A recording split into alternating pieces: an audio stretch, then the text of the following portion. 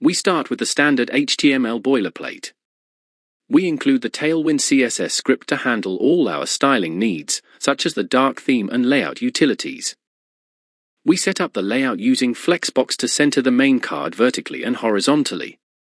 We use a dark gray theme, gray 900 for background, gray 800 for the card, to reduce eye strain. This is the core interface. The paragraph with ID text will display the sentence to type. We use Select None to prevent users from cheating by copy-pasting the text. The text area is disabled by default until the user clicks Start. We add a dashboard row to show real-time statistics like time remaining, words per minute, WPM, and accuracy percentage. Below that is the trigger button to begin the test.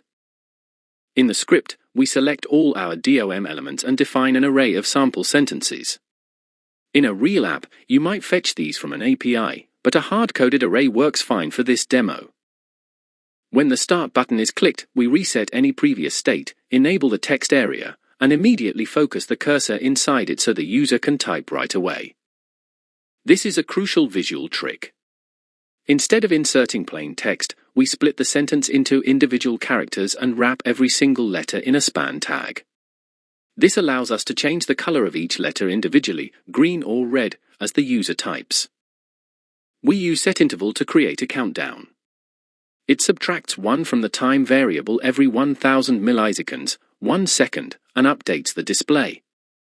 If time hits 0, we end the test. This is the game loop.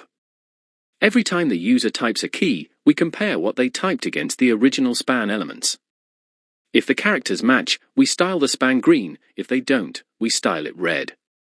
We also count the correct keystrokes to calculate the score. Here we do the math. Standard WPM is calculated by taking correct characters, dividing by 5, average word length, and normalizing it to a per-minute rate based on elapsed time. Finally, we have helper functions to stop the game, finish, or reset all variables to their default state so the user can try again.